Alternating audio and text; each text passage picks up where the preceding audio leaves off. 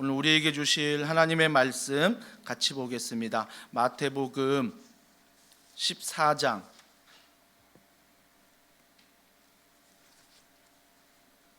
마태복음 14장 22절부터 33절 말씀을 우리 한 절씩 교독하겠습니다. 마태복음 14장 22절부터 33절, 제가 가진 성경 신약 23면에 있습니다. 우리 한 절씩 교독하겠습니다. 예수께서 즉시 제자들을 재촉하사 자기가 무리를 보내는 동안에 배를 타고 앞서 건너편으로 가게 하시고, 무리를 보내신 후에 기도하러 다른 산에 올라가시니라. 저물매 거기 혼자 계시더니 배가 이미 육지에서 술이나 떠나서 바람이 거스름으로 물결로 말미암아 고난을 당하더라. 밤 사경에 예수께서 바다 위로 걸어서 제자들에게 오시니 제자들이 그가 바다 위로 걸어오심을 보고 놀라 유령이라 하며 무서워하여 소리 지르거늘, 예수께서 즉시 이르시되 안심하라, 나니 두려워하지 말라. 베드로가 대답하여 이르되 주여, 만일 주님이시거든 나를 명하사 물 위로 오라 하소서 하니, 오라 하시니 베드로가 배에서 내려 물 위로 걸어서 예수께로 가되 바람을 보고 무서워 빠져가는지라 소리질러 이르되 주여, 나를 구원하소서 하니, 예수께서 즉시 손을 내밀어 그를 붙잡으시며 이르시되 믿음이 작은 자여, 왜 의심하였느냐 하시고, 배에 함께 오름에 바람이 그치는지라. 배에 있는 사람들이 예수께 절하며 이르되 진실로 하나님의 아들이로소이다 하더라. 아멘. 오직 믿음의 오해와 진실, 오직 믿음의 오해와 진실이란 제목으로 하나님 말씀 전하도록 하겠습니다. 본문은 제자들이 풍랑을 만나서 오랜 시간 바람과 풍랑과 싸우는 그런 장면의 본문입니다. 근데 예수님이 물 위로 걸어오시죠. 그때 제자들이 유령이다라고 말하는 장면들을 보게 됩니다. 근데 우리가 앞에 문맥을 보면 오병이어 사건이 있었어요. 오병이어 사건, 주님이 5천 명이 넘는 많은 사람들을 먹이신 사건이지요. 근데 그 기적을 경험하자 무리들의 행동을 아십니까? 그 무리들의 행동은 뭐예요? 내 필요에 따라서만 예수님을 따라다니는 사람들. 근데 그들은 어떻게 했냐면 예수님을 임금으로 삼으려고 그랬어요. 당신이 우리의 왕이 되세요. 이유가 뭐지요? 우리의 먹을 걸 주니까, 우리의 필요를 채워주니까 예수님이 떠나가지 못하도록 무리들은 당신이 우리의 왕입니다 라고 이야기를 합니다. 그때 예수님은 어떻게 하십니까? 즉시 그 자리를 떠나십니다. 즉시 그 자리를 떠나세요. 여러분, 즉시라는 것은 많은 의미가 내포되어 있지만 무언가 빠름, 무언가 결단을 속히 하는, 무언가 우선순위가 분명한 모습들을 보게 됩니다. 즉시 그 자리를 떠나셨어요. 그리고 또 한 가지 했던 게 뭐냐면 제자들을 배에 태워서 다른 도시로 보냅니다. 여러분, 제자들 입장에 한번 대보자고요. 제자들은 다양한 직업이 있었지만 거의 대부분이 어부였습니다. 인정받지 못한 직업이었고요, 참 힘든 직업이었습니다. 아마 오병이어를 통해서 예수님이 주목받을 때 누구보다 또 주목받았던 사람들이 제자들일 것입니다. 야, 너희들은 그 예수님, 그렇게 오병이어 기적을 베푸시고 죽은 자를 살리시고 고치시는 그 예수님의 제자라니 하면서 예수님에게 주목하는 만큼 많은 무리들이 뭐예요? 제자들에게 주목했을 것입니다. 아마 그 현장에 제가 없었지만 제가 제자라면 예수님 옆에 딱 붙어서 그들이 막 환호하고 외치는 그 자리에 더 있고 싶지 않을까요? 다른 데 가지 않고 환호하는 그 사람들 앞에 영웅처럼 대접받는 그 자리에 더 있고 싶은 마음이 제자들의 마음이었을 것입니다. 근데 주님은 본인만 즉시 피한 게 아니라 제자들 또한 즉시 배에 태워서 그곳을 떠나 한 도시를 향해 배에서 떠나 보냅니다. 그리고 예수님은 어디로 가십니까? 산에 올라가 기도하신다라는 것입니다. 기도하시는 거죠. 그 제자들이 이제 주님의 말씀에 순종해서 배를 탔잖아요. 그런데 바람을 만나고 풍랑을 만나요. 어려움을 만나잖아요. 여기에서 신앙의 아이러니가 있잖아요. 예수님 말씀 순종했는데, 예수님 말씀대로 순종했는데 뭘 만났다고요? 강한 바람을 만나고 강한 풍랑을 만난다라는 것입니다. 이 모습이 저희들의 한 주간의 모습인 것 같아요. 세상이라는 이 바다, 이 파도 앞에서 우리가 예수님 말씀대로 순종하며 살아가는데 그 강한 바람이 나에게 불어요. 강한 파도가 나를 비껴가지 않고 순종하는 나에게도 분다라는 것입니다. 파도가 친다라는 것입니다. 그럴 때 우리의 모습은 어때요? 제자들의 모습과 똑같은 것 같아요. 두렵습니다. 예수님의 말씀에 순종했지만, 예수님을 믿고 있지만 내 안에 뭐예요? 강한 바람을 만날 때, 풍랑을 만날 때 두렵다는 것입니다. 제자들의 마음과 저희의 마음이 몇천 년간의 사이는 있지만 동일한 마음이요, 동일한 상황이라는 것입니다. 그럴 때 이 강한 바람 앞에서, 풍랑 앞에서 믿음이 사라져버려요. 믿음이 사라져버리고 어느덧 상황과 감정과 경험과 판단에만 의존하게 되는 거죠. 어떻게 하지? 어떻게 살아남지? 내가 어떻게 해야 되지? 우선순위가 뭐지? 1번, 2번, 3번. 그땐 내가 어떻게 했지? 철저히 그 두려움 앞에서 나의 지성, 나의 이성, 나의 경험만을 생각한다라는 것입니다. 그런데 그 모습을 보고 주님이 이렇게 말씀하시지요. 믿음이 작은 자들아. 31절에 말하세요. 믿음이 작은 자들아. 여러분, 우리가 믿음에 대해서 오해할 때가 참 많습니다. 그 믿음에 대해서 우리가 행동하는 게 믿음이다, 우리가 외치는 게 믿음이다. 예전에는 무언가 행동하는 믿음을 참 많이 강조했습니다. 맞습니다. 우리의 믿음은 나타나기도 합니다. 하지만 오늘 우리가 반드시 기억해야 될 것은 제자들이 믿음이 부족해 보이는 순간입니다. 두려워하고 있거든요. 그런데도 주님은 믿음이 없다라고 말하지 않습니다. 믿음이 없는 녀석들아라고 야단치지 않습니다. 주님은 믿음이 없다라고 말하지 않다라는 것입니다. 그래서 우리는 반드시 기억해야 될 것은 어떤 두려운 상황 앞에서 믿음은 저절로 작동하지 않는다라는 것입니다. 며칠 전에 한파가 와서 집에 이제 난방을 이렇게 이제 온도를 설정하는데, 그 온도를 설정해 놓으면 그 온도보다 기온이 떨어지면 어때요? 난방이 어때요? 저절로 돌아갑니다. 온도를 설정해 놨기 때문에. 근데 믿음은 그러지 않는 것 같아요. 믿음은 내가 있는 줄 알았는데, 나는 믿음이 어려움을 만나면 당연히 작동할 줄 알았는데, 나는 믿음이 있으니까 이런 파도와 이런 풍랑을 만나면 당연히 믿음의 행동을 할 줄 알았는데, 제자들과 동일하게 우리의 모습도 그 고난을 만났을 때, 그 풍랑을 만났을 때, 그 바람을 만났을 때 믿음이 작동하지 않더라는 것입니다. 그래서 우리가 생각할 때 믿음은 작동하는 것이 믿음이다, 이건 오해라는 것입니다. 작동하지 않지만 제자들을 향해 주님은 믿음이 작은 자들아 라고 말했습니다. 믿음이 없다라고 야단치지 않았다라는 것입니다. 그렇기 때문에 주님의 마음을 아십시오. 주님이 오직 믿음이라고 말씀하시는 것은 어떤 믿음이 내 행위로 작동하는 걸 말하는 게 아니라, 주님이 말하는 오직 믿음은 뭐예요? 너가 그동안 경험했던 하나님, 너가 말씀으로, 삶으로 경험했던 그 하나님을 기억하고 뭐예요? 그 사실을 내 안에서 끄집어내라는 것입니다.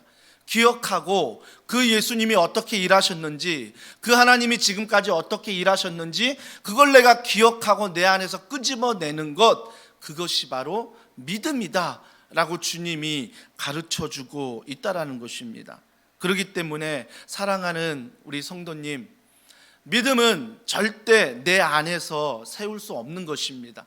내가 이만한 믿음이 있으니 고난을 만나면 이 믿음이 작동하겠지, 절대 나 위에 믿음이 설 수 없다라는 것입니다. 하나님으로 충만할 때 우리는 믿음으로 살 수 있다라고 말하는데, 마태복음 21장 21절입니다. 우리 다 같이 읽습니다. 예수께서 대답하여 이르시되 내가 진실로 너희에게 이르노니 만일 너희가 믿음이 있고 의심하지 아니하면 이 무화과 나무에게 된 이런 일만 할 뿐 아니라 이 산더러 들려 바다에 던져지라 하여도 될 것이요. 조금 공기가 답답하고 그래서 팬이 돌아가고 마이크 소리가 정확하게 안 나오는 것 같아요. 소리가 풍성하고 직진으로 나와야 되는데 전반적으로 기온을 좀 맞춰야 될 것 같아요. 여기서 보면 만일 너희가 믿음이 있고 의심하지 아니하면 이 무화과 나무에게 된 이런 일을 할 뿐 아니라 이 산더러 들려 바다에 던져지라, 이 산을 들어 바다에 던져지라 말씀하신다는 것입니다. 그러니까 하나님으로 내가 충만할 때 나의 믿음이 어느 정도냐면 이 산을 들어서도 바다에 던질 수 있다는 그 믿음이 나에게 있다라는 것입니다. 하나님으로 충만할 때예요. 근데 보세요, 나로 충만할 때는 어떤 모습이냐면 요나서 4장 3절입니다. 다 같이 있습니다. 여호와여 원하건대 이제 내 생명을 거두어 가소서, 사는 것보다 죽는 것이 내게 나음이니이다 하니. 자 보세요, 나로 충만할 때는 하나님은 여전히 살아계시는데, 하나님은 여전히 동행하시는데, 나로 충만할 때는 하나님에 집중하는 것이 아니라 나에게 집중하다 보니까 뭐예요?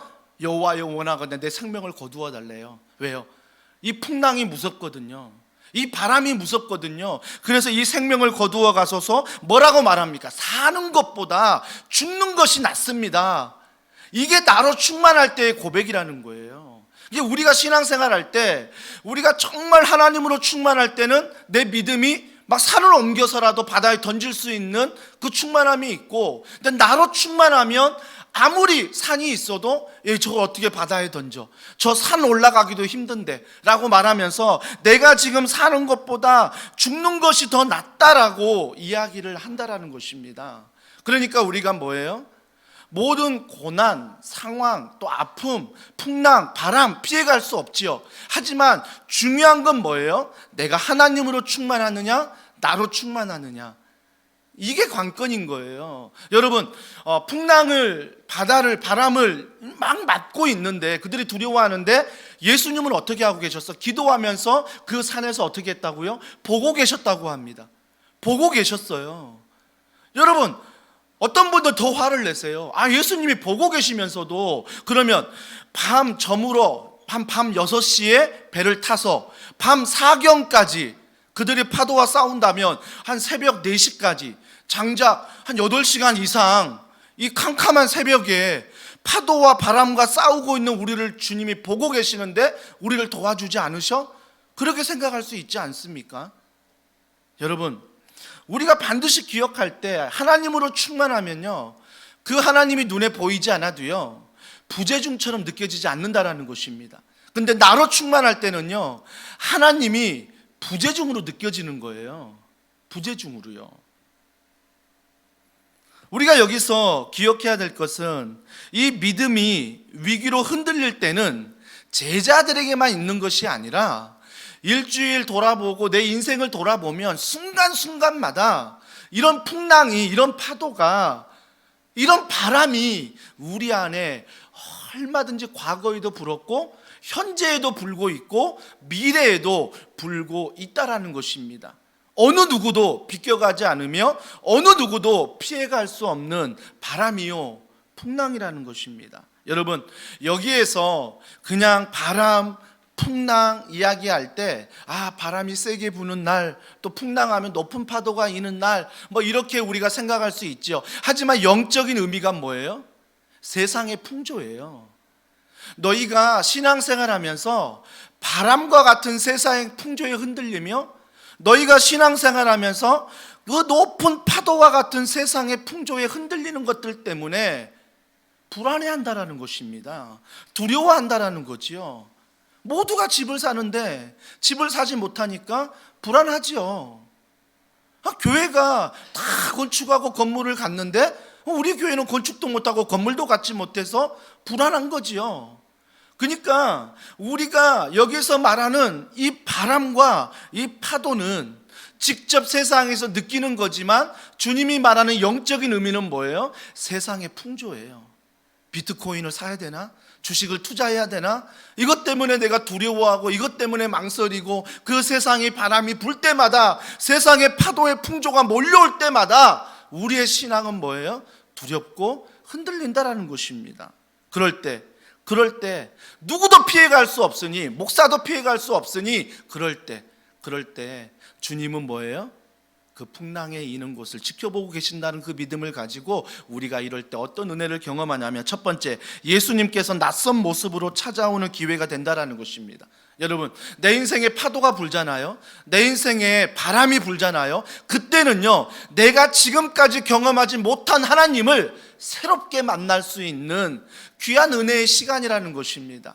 예전에는 느끼지 못했던, 예전에는 경험하지 못했던 그 하나님을 내가 몸이 아프니까, 내가 물질로 어려워 보니까, 내가 관계가 어려워져 보니까, 내가 진로가 어려워져다 보니까, 이것 때문에 새로운 하나님을 내가 만날 수 있고 경험할 수 있다라는 것입니다. 자, 제자들을 보세요. 26절, 파도와 바람을 만났을 때 어떻게 합니까? 26절에 보면 제자들이 그가 바다 위로 걸어오심을 보고 놀라 유령이라 하며 무서워하여 소리 지르거늘 유령이다 라고 말하는 거예요.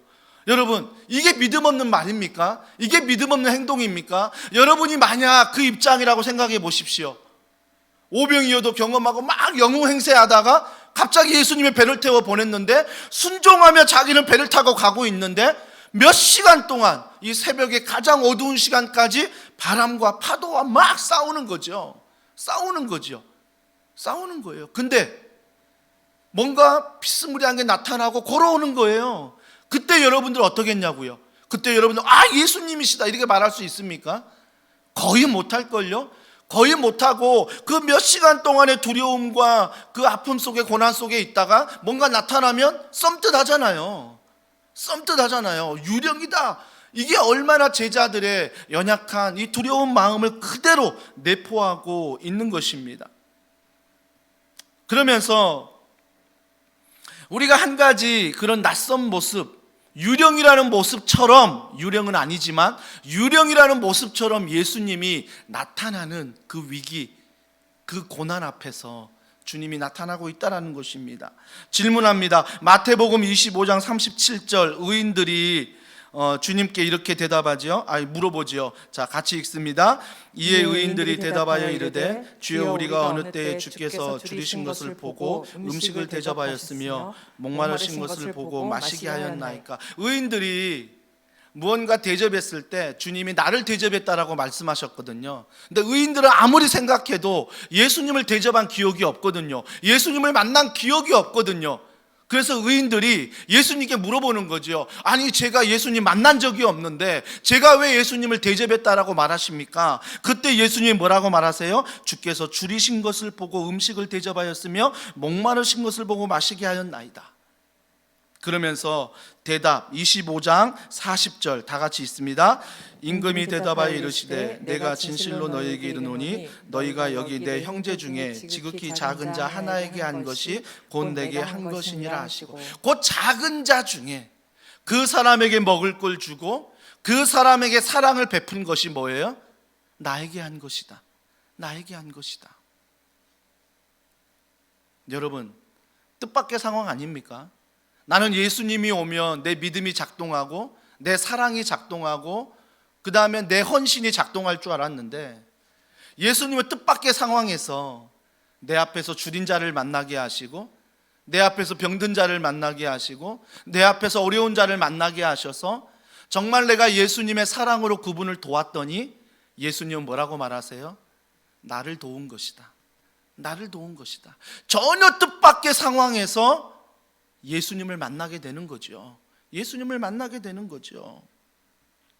여러분, 우리가 가장 지극히 작은 자를 도울 때 예수님이라는 마음으로 돕지는 않을 것입니다. 하지만 주님의 사랑을 받은 자로서 은혜를 기억하며 예수님을 보지 못하지만 그 사람을 대할 때 주님은 나를 대접했다라고 말씀하시는 것입니다.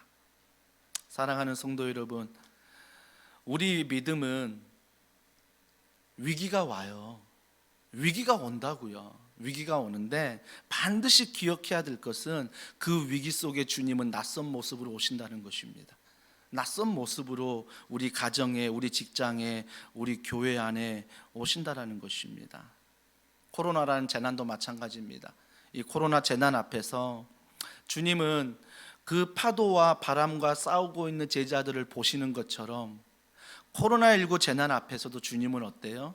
여전히 살아계시며 우리를 보고 계신다라는 것입니다. 그런데 우리는 어떻게 행동해요?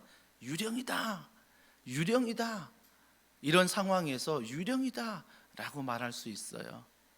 하지만 주님은 전혀 낯선 모습으로 우리 삶 가운데 찾아오신다라는 것입니다.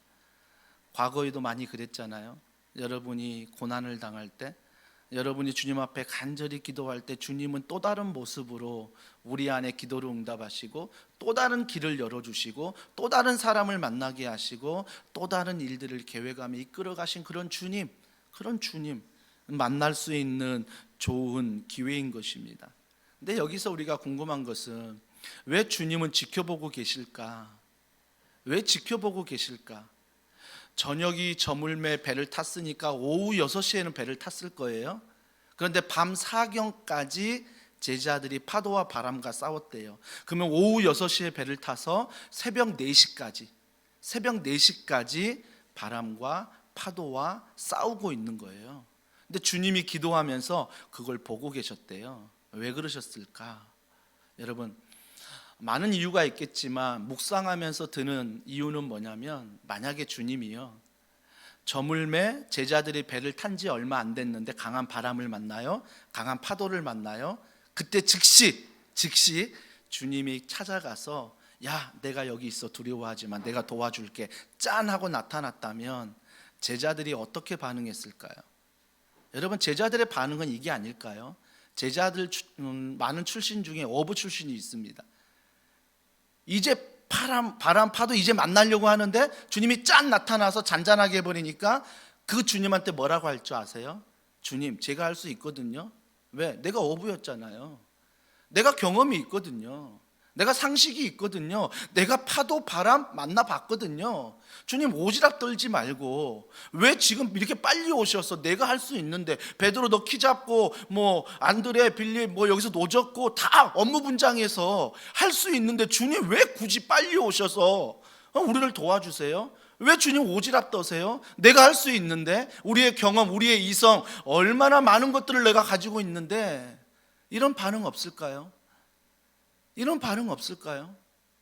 우리의 자녀들 양육하면서 느끼잖아요. 뭔가 어려운 일을 해보려고 하는데 엄마가 도와주면 하지마, 내가 할 수 있거든. 근데 막상 자녀가 하면 어때요? 못하거든요. 자녀가 못하는데 엄마가 오지랖 떤다고 도와준다고 먼저 도와주면 자녀들은 자기가 할 수 있다라고 말합니다. 똑같은 거예요. 그러니까 주님이 지켜보시는 거죠. 자기의 실력, 자기의 경험, 자기의 생각, 그걸 다 해보는 거예요. 근데 안 되거든요. 2시간이 지나도 안 되고요, 4시간이 지나도 안 되고요, 6시간이 지나도 안 되는 거예요. 안 되는 거예요. 자기의 노력으로도 최선으로도 안 되는 거예요. 경험했던 거면 이 정도면 해치고 나가야 되는데 안 되는 거죠. 안 되는 거죠. 그때 두려움이 찾아오고, 그때 자기 안에 근심과 염려가 찾아옵니다. 그때 예수님 나타났는데 뭐라고 말해요? 유령이다라고 말합니다. 여러분, 얼마든지 그렇게 얘기할 수 있지만 또 하나 묵상해 보면 왜 제자들이 유령이라고 말했을까? 그렇게 자기의 모든 걸 다 해보고 안 됐는데, 두려워하는데, 근심하는데 왜 유령이라고 말했을까? 그것은 바로 하나님의 도우심을 기대하지 않기 때문이에요. 예수님의 나타나심을 기대하지 않기 때문이죠. 여러분, 여기에서 우리는 철저히 내 자신을 묵상해야 돼요. 우리가 거친 파도를 만나고 거친 풍랑을 만났는데 여전히 그 안에서 내 힘으로, 내 이성으로, 내 경험으로 해보려고 하는데, 몇 시간이 지나고 며칠이 지나고 몇 년이 지나도 여전히 그 풍랑과 바람과 나는 싸우고 있는데, 근심은 있는데, 두려움은 있는데 뭐가 없어요?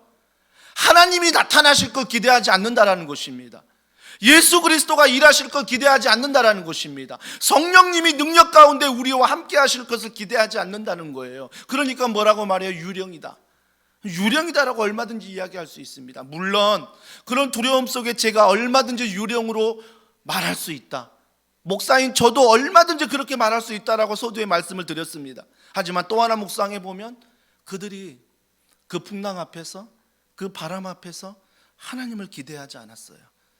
하나님을 기대하지 않았다고요. 여기에서 우리는 베드로의 모습을 보게 되는 것입니다. 여러분, 베드로의 모습을 보면 베드로가 여기에서 유령이다라고 모두가 말할 때 그때 예수님이 뭐라고 말씀하시냐면 27절에 보세요. 예수께서 즉시 이르되, 이것도 즉시예요. 즉시 예수님이 즉시 두려워하는 제자들 그들을 향해 뭐라고 말합니까? 안심하라, 나니 두려워하지 말라. 안심하라, 나니 두려워하지 말라. 이 세 단어 중에 어느 단어의 제자들이 가장 큰 은혜를 받았겠습니까? 여러분이 삶의 거친 파도를 만나고 거친 풍랑을 만나고 거친 바람을 만나는데 그 안에 예수님이 찾아오셨습니다. 예수님이 나에게 말씀하십니다. 안심하라, 나니 두려워하지 말라. 어떤 단어가 가장 위로가 되십니까? 나니.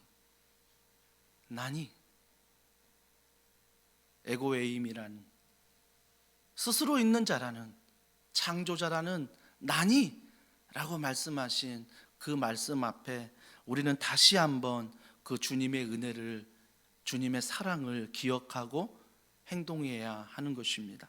그러면서 주님이 말씀하실 때 28절에 베드로가 대답하여 이르되 주여 만일 주님이시거든 나를 명하사 물 위로 오라 하소서 하니, 제자들 누구도 반응하지 않았습니다.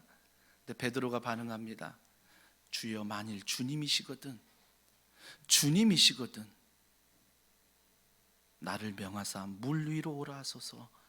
여러분, 이게 베드로의 기질상 그렇게 행동하는 것도 있겠지만 베드로의 마음이 느껴지십니까? 베드로의 마음이 뭐예요? 주님, 제가 얼마나 두려운지 아세요? 주님, 내가 얼마나 낙심이 되고 근심이 되는지 아세요? 주님이 말씀하십니다. 나니 두려워하지 말라. 정말요? 정말 주님이세요? 유령 아니세요? 그러면 내가 물 위로 내려갈 테니 나를 걸어라 하세요. 물 위를 걸을 수 있도록 도와달라고 말합니다. 여러분, 베드로가 물 위를 걸을 수 있는 건 이유가 딱 하나 있어요. 그것은 하나님을 알고 싶어 했습니다. 하나님을 경험하고 싶었던 것입니다. 그래서 그 하나님이신 예수 그리스도 나니 두려워하지 말라라고 말하니까 베드로는 하나님, 예수님, 그러면 나 그 예수님 만나고 싶어요. 그 예수님 경험하고 싶어요. 정말 예수님, 살아계신 그 예수님을 내가 경험하고 싶다고 열정적으로 말하면서 물 위를 걸어오라고 명령하시라고 말합니다. 그때 예수님 야단치지 않으세요. 오라. 만약에 예수님이요 베드로가 이런 마음이었다면, 야, 지금이 기회네. 내가 예수님의 기적을 체험할 수 있어. 내가 세계 최초로 물 위를 걷는 사람이 돼야지. 이런 마음으로 물 위를 걸었다면요, 주님이 오지 말라라고 했을 거예요. 누구보다 그 마음 아니까. 너로 충만하고 너를 드러내고 너를 나타내는 그 마음이 있었다면 예수님은 오지 말라라고 했을 거예요. 하지만 베드로는 그런 마음이 아니라 순수하게 정말 주님이 말씀하셨으니까 그러면 주님이라면 내가 주님을 경험하고 싶다는 것입니다. 주님을 알고 싶다라는 것입니다. 그러면서 나를 물 위를 걸어 오라고 해달라고 부탁하는 것입니다. 그 열정, 신앙의 열정. 여러분, 신앙도요 그냥 맹물처럼 맹숭맹숭하게 한 사람이 있고요, 신앙도요 열정적으로 이 베드로처럼 내가 오늘도 주님 경험하고 싶습니다. 내가 오늘도 주님 만나고 싶습니다. 말씀을 통해, 기도를 통해, 찬양을 통해, 이 예배를 통해, 더한 사랑의 교회 모든 사역을 통해 내가 주님을 만나고 싶습니다 라고 열정적으로 걸어가는 사람들이 있다라는 것입니다. 물론 그런 길에서 모두가 다 주님을 만나는 건 아니지만 때가 되면 반드시 주님이 만나 주신다라는 것입니다.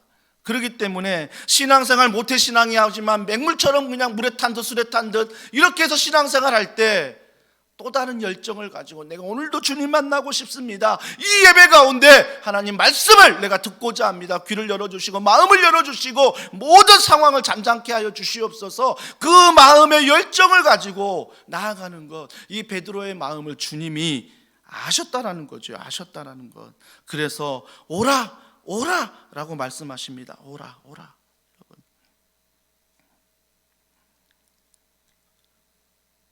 참 낯선 모습으로 주님이 찾아오셨지만 주님은 또 다른 이런 모험의 기회로 주님은 베드로를 부르고 계신다라는 것입니다.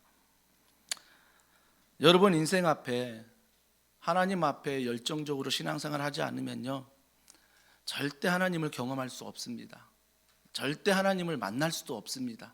물에 물 탄 듯 술에 술 탄 듯 때가 되면 만나겠지, 때가 되면 되겠지, 이런 식으로 신앙생활에서는 절대 하나님을 모험적으로 만날 수가 없다라는 것입니다.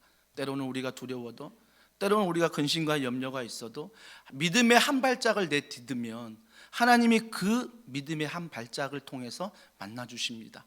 말씀하십니다. 인도해 주십니다.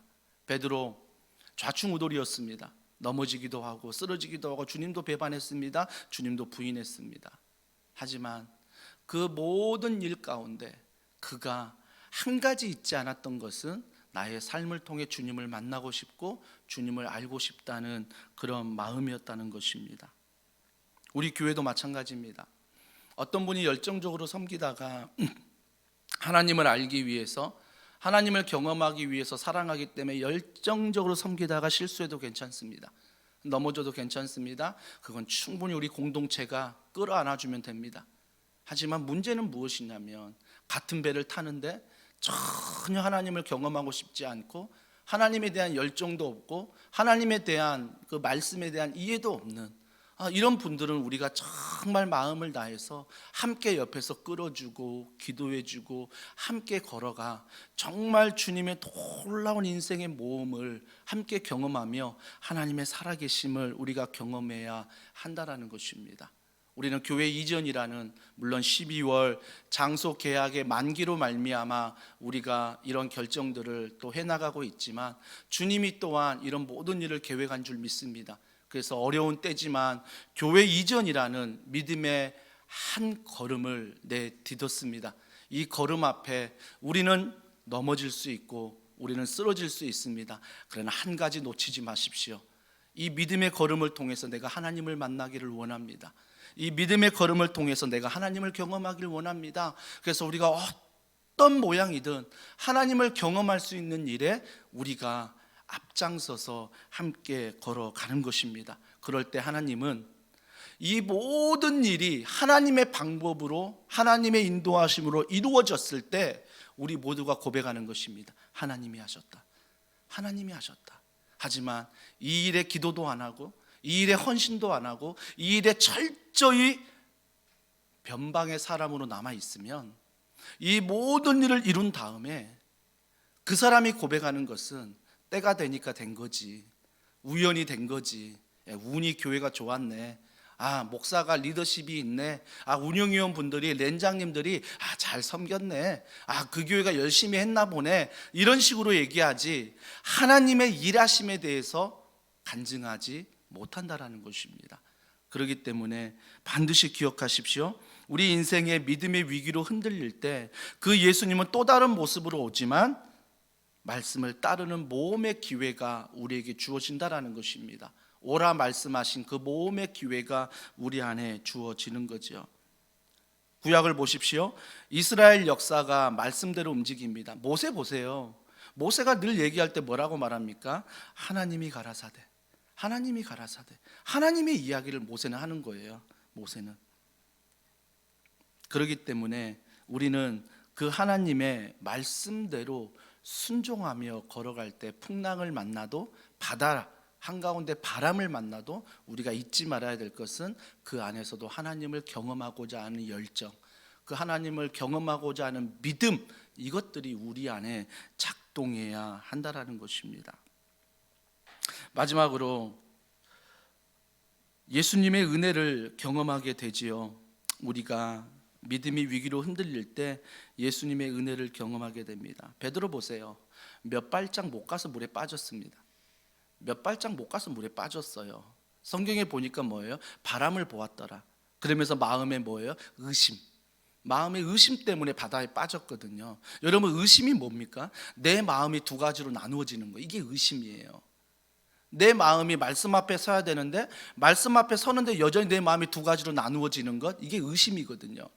근데 여전히 베드로도 주님 말씀에 순종해서 모험적인 인생을 걸어가지만 바람, 즉 세상의 풍조, 세상의 문화, 세상의 방법, 이것들을 바라보니 그가 바다에 빠졌다라는 것입니다. 바다에 빠졌어요.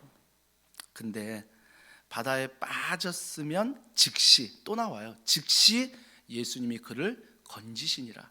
즉시 건지셨대요. 즉시.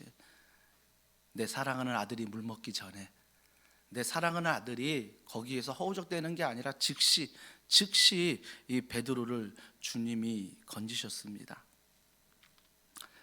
또 하나의 물 위를 걷는 장면이 나오죠.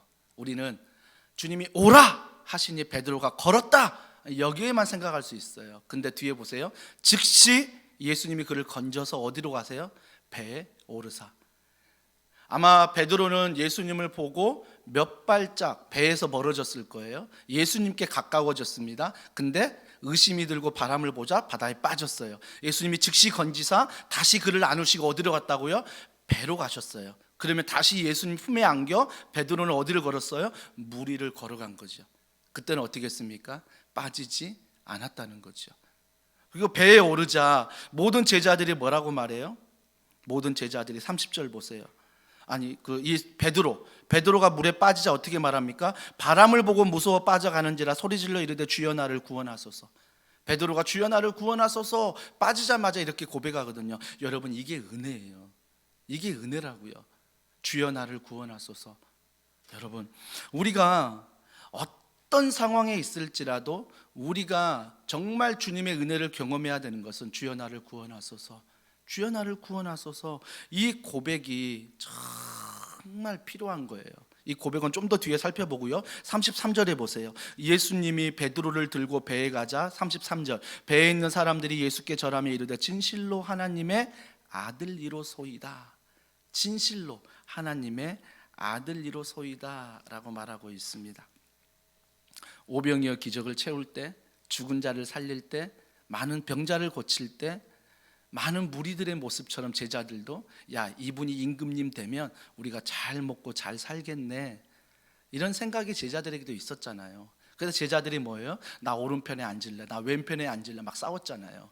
제자들도 그런 마음이 있었거든요. 근데 이 풍랑이는 바다의 사건을 통해 그들이 고백하는 건 뭐예요? 진정 하나님의 아들이로소이다 라고 말합니다. 여러분, 여기에서 제자들이 말하고 있는 건 뭐냐면 우리가 아는 이성, 우리가 아는 경험, 우리가 아는 실력, 우리가 아는 최선, 이것으로 살아날 수 있는 게 아니라 오직 예수 그리스도. 여러분, 예수님이 먼저 풍랑을 맞으셨어요. 예수님이 먼저 거친 바람을 맞으셨다고요. 그게 십자가 고난 아닙니까? 엄청난 풍랑과 엄청난 바람을 십자가에서 다 맞으시고 견뎌내신 거예요. 그리고 나서 뭐예요? 우리의 죄를 구원하시기 위해 죽으시고 부활하시고 승천하셔서 지금도 뭐예요? 재림을 준비하고 계시잖아요. 재림을. 여러분, 그 예수님 믿으십니까? 정말 믿으십니까? 그러면 이 믿음이 있다면 우리는 파도와 맞설 수 있어요. 바다와 맞설 수 있는 거예요.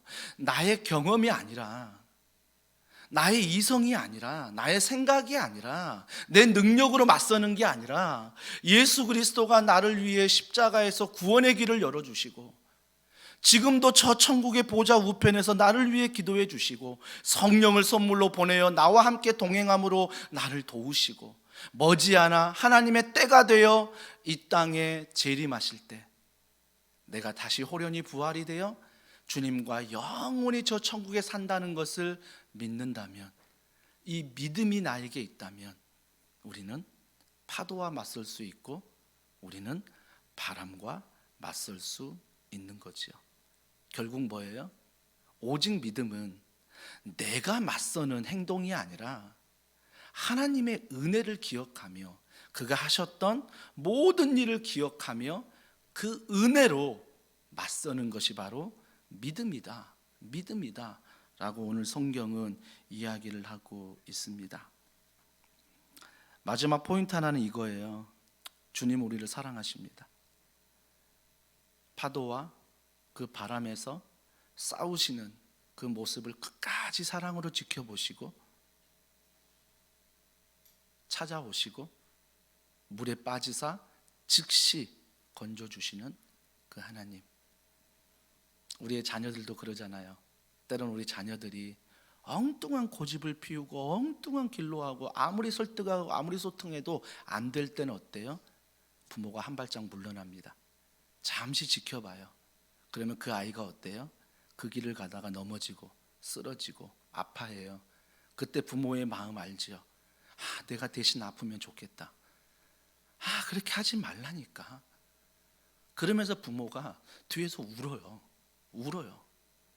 근데 부모는 기도하는 마음으로 지켜봅니다.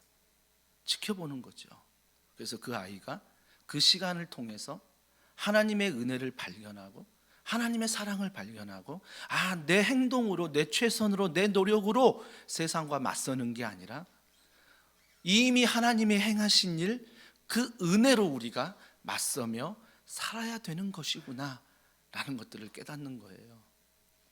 저희 어머님이 우리에게 남겨준, 우리 자녀에게 남겨준 정말 중요한 유산이 있다면 건물이나 어떤 아파트나 이런 것도 굉장히 감사할 수 있겠지요. 하지만 정말 지금도 제가 늘 잊지 않는 것은 모든 일에 기도하신다는 거죠. 하나님을 의지하고 하나님을 바라보고 기도한다는 것. 이것만이 세상과 맞설 수 있기 때문입니다. 맞설 수 있기 때문이에요. 저는 우리 더원 사랑의 교회 모든 성도님들이 나의 믿음으로 맞서는 게 아니라 하나님이 행하신 일, 예수님이 행하신 일, 성령님이 지금도 나를 도와주고 계시는 보혜사 성령님이란 이 사실을 기억하고 이 믿음을 끄집어내요. 이 믿음을 기억하여 전혀 낯선 하나님의 놀라운 상황 앞에서 세상과 담대히 맞서는 귀한 은혜가 우리 더원 사랑의 교회 모든 성도들 가운데 있기를 주님의 이름으로 축복합니다. 다윗이 그랬어요. 골리앗과 맞설 때 어떻게 맞섰어요? 과거에 사자의 입에서 나를 지켜주신 하나님, 곰의 위기에서 나를 지켜주신 하나님, 골리앗과 먼저 맞설 때 다윗은 과거에 나와 지켜주셨던 그 하나님을 기억하며 그 힘으로 맞서는 거지, 다윗이 싸움을 잘해서 문맷돌 연습 잘해서 맞서는 거 아니라는 것입니다. 이번 한 주도 일주일 동안 이 거대한 세상의 파도 앞에서, 바람 앞에서 하나님이 행하신 일, 예수님이 행하신 일, 성령님이 행하시며 앞으로 나아갈 모든 은혜를 기억하며 담대히 오직 믿음으로 맞서며 나아가는 우리 더원 사랑의 교회 모든 성도들이 되기를 다시 한번 주님의 이름으로 축복합니다. 우리 이 시간에 함께 찬양합니다. 우리 찬양할 때 주 품에 품으소서, 능력의 팔로 덮으소서, 거친 파도 날 향해 와도 주와 함께 날아오르리, 폭풍 가운데 나의 영혼 잠잠하게 주를 보리라. 우리 찬양 말씀을 기억하며 주님 앞에 고백하겠습니다. 주 품에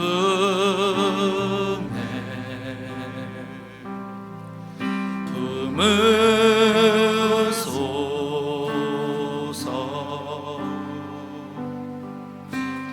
능력의 팔로 덮으소서, 팔로 덮으소서, 거친 파도 날 향해 와도 누구와 함께 합니까? 주와 함께 날아오르리, 폭풍 가운데 나의 영혼 잠잠하게 주를 보리라. 거친 파도 날 향해 와도 주와 함께 날아오르리, 폭풍 가운데 나의 영혼 잠잠하게 주를 보리. 잠잠하게 주를 보리라. 무엇이 믿음입니까? 나의 이성으로, 나의 성격대로, 내가 경험한 대로 세상의 파도와 바람과 맞서는 게 믿음입니까? 아니면 여전히 두렵고 여전히 근심이고 여전히 염려지만 잠잠하게 주님이 나에게 행하셨던 그 은혜를 기억하며 그 은혜로 맞서는 것이 믿음입니까? 우리는 오직 믿음을 외치면서 어떤 믿음으로 그동안 살아왔고 어떤 믿음으로 이번 한 주간을 살아야 할지 주님 나에게 은혜를 베풀어 주시옵소서. 나에게 은혜를 베풀어 주시옵소서. 우리 시간 간절한 마음으로 주님 앞에 기도하겠습니다. 하나님 아버지,